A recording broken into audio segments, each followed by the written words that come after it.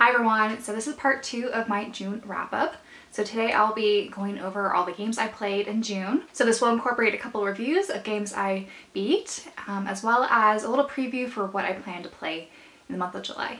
So this past month I've been mostly playing on my Switch, so I did actually beat Torna here, as well as Death's Door, and played a few other games in between. But first I'm going to go over my thoughts about Torna here. So I did beat Xenoblade Chronicles 2 earlier this year, so I was really excited to get to Torna in preparation for Xenoblade 3 coming out at the end of this month. So Torna took me about 25 hours to complete, and so I did most everything. The only thing I didn't finish were the unique monsters that were like over level 60, 65.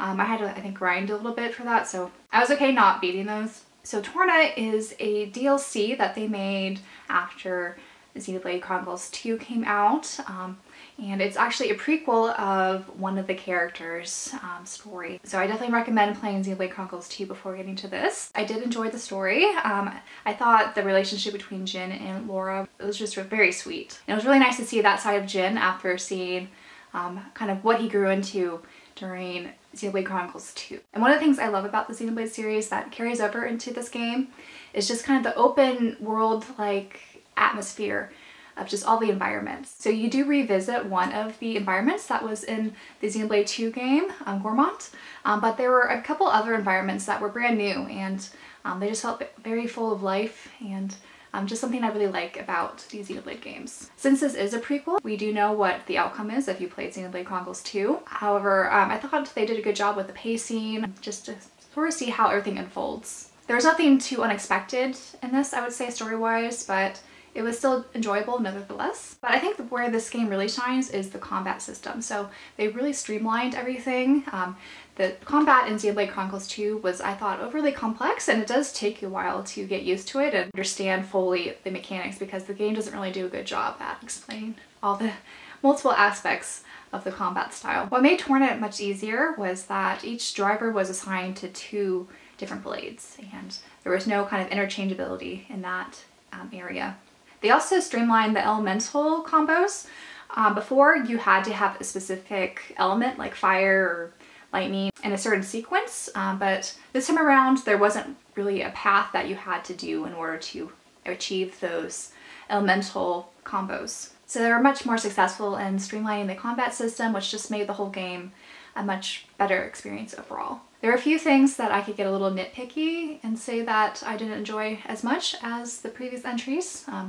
First being the community builder. I felt like that was a bit of a waste of time, especially after you receive a side quest. They automatically send you to the community builder, and that whole process just felt so unnecessary. So there's nothing too innovative with the side quests, no kind of interesting side stories or anything. Just your very standard fetch quests and sort of kill requirements. And to an extent you had to do most of the side quests to level up and also to proceed with the story, which I think if they didn't have that requirement, it would be much easier to just kind of fly through this DLC. A lot of my 25 hours was just kind of doing all the little side quests. As far as the writing goes, I know a common criticism for Xenoblade Chronicles 2 was the corny humor that kind of takes on the anime tropes. You do see this here in the DLC, but I felt like the jokes were even cornier in a way, and they just didn't land with me at all. I could kind of see what they were trying to do, but it didn't quite go in the direction I would have found a little bit humorous, because I do like corny jokes in games every now and then. But the jokes I thought in this one were a bit on the lamer side. With this just being a 25-hour DLC package, I really enjoyed my time with it. So if you enjoyed Xenoblade Chronicles 2, I definitely recommend playing this DLC. However, I don't recommend paying over MSRP.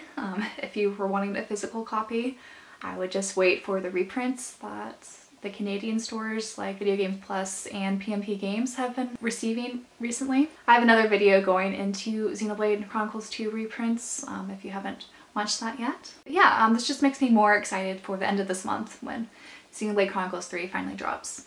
Alright, so the next game is Death's Door. So this game took me roughly, I think, 19 hours to fully complete, though I did miss a couple shrines. But this was a very stylish indie title that is a Zelda clone. That's what sort of drew me to it initially, but it does have a difficulty level that is considered Souls-like. So when I do compare this to a Souls-like game, definitely do not be put off by that term, especially if you're like me and never played a Souls game and know how hard those can be. I think this game did a really good job at balancing the difficulty level, and there's definitely different upgrades that will definitely help you along in your journey. So story-wise, you play this crow whose job it is to collect various souls throughout the different realms. And so the story seems very straightforward. However, it does get into more complicated sort of political reasons about collecting souls and who sort of directs everything. I thought they did a really good job at pacing everything and sort of unfolding the more complexities when it comes to reaping souls and also just dealing with death. So a lot of the artwork in this game, I believe, was inspired by Studio Ghibli, especially Spirited Away.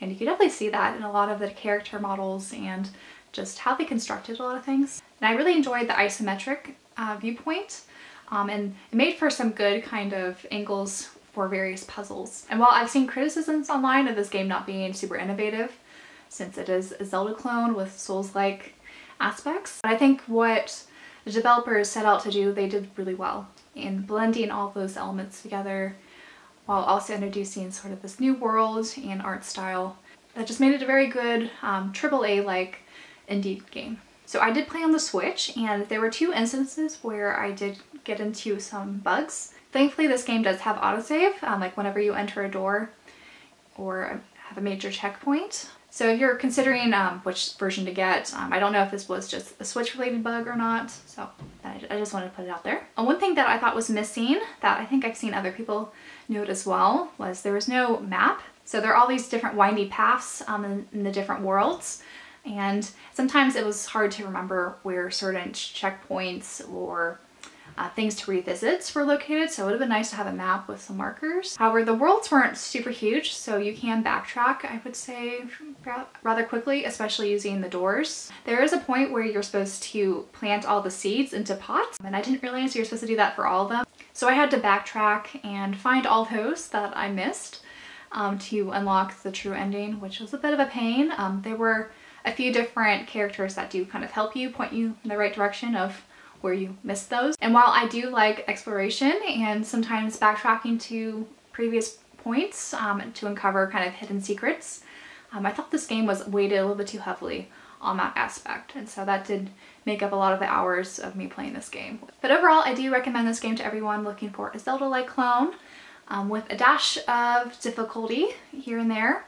I know that there's another indie game on the market that's similar called Tunic. I haven't played it yet, but I have seen comparisons of these 2 games, both with the difficulty level and sort of the Zelda-like feel. Alright, so those are the 2 games I beat last month.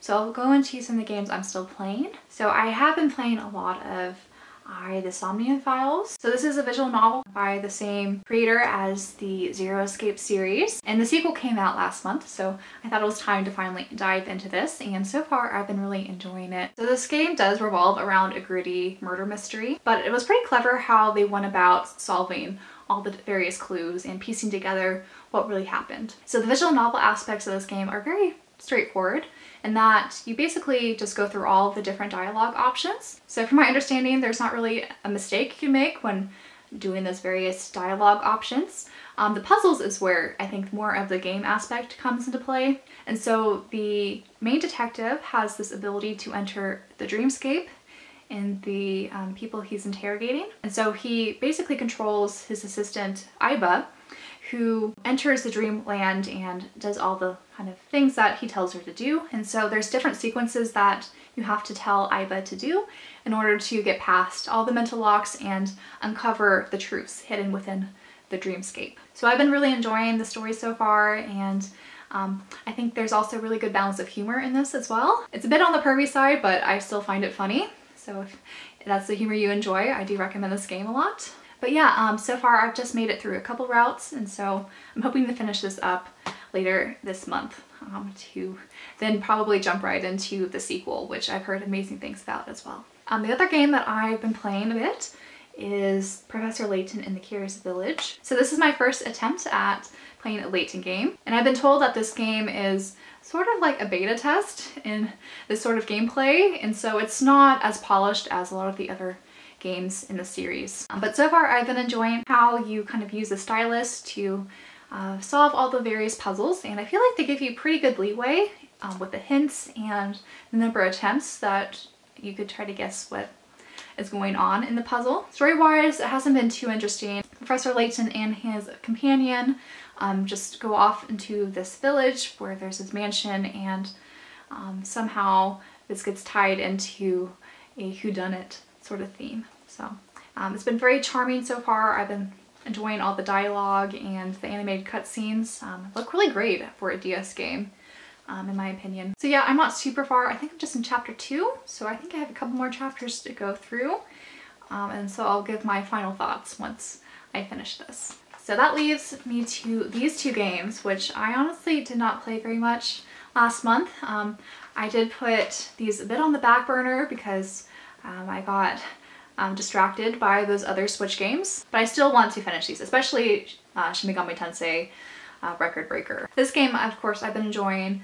I just set it down once I got distracted with Torna, and then I got distracted with Death's Door, and then the Insomnia Files. So I think after I finish the Insomnia Files, I'll get right back to this and finish this up so I can compare it to the first game and sort of give a nice overall review for both of the games. For Crosscode, I haven't made any progress. I basically just went through the tutorial and haven't done much more. The tutorial didn't really capture me, so I think that's why I've been hesitating going back to it, but I do want to see it through because I've noticed once I put a game down, it's really hard for me to pick it back up. So that said, I have, I guess, 3 of those games that I do want to finish in July, and I guess this might be a little ambitious, but my other game that I'm thinking of maybe starting this month is Metroid: Samus Returns. So this game I don't think will be super long, but I do want to start playing these Metroid games to get a feel and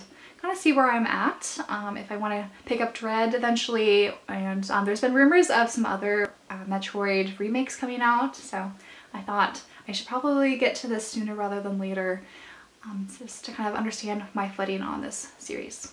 But yeah, that concludes this wrap-up video of all the games I played last month and the games that I have lined up for this month. So once my July wrap-up video comes around, things might change a bit, but we'll see. This is sort of my plan at the moment. So let me know what some of your favorite games have been that you've played recently, and also if you are anticipating any new releases this coming month. So as many of you know, I'm highly anticipating Xenoblade Chronicles 3, and I did manage to get the collector's edition, so that game is probably going to take over my August. I'm also really looking forward to Digimon Survive. I don't know when I'll get to it, probably after Xenoblade Chronicles 3, but we'll see how August goes. And until my next video, bye guys.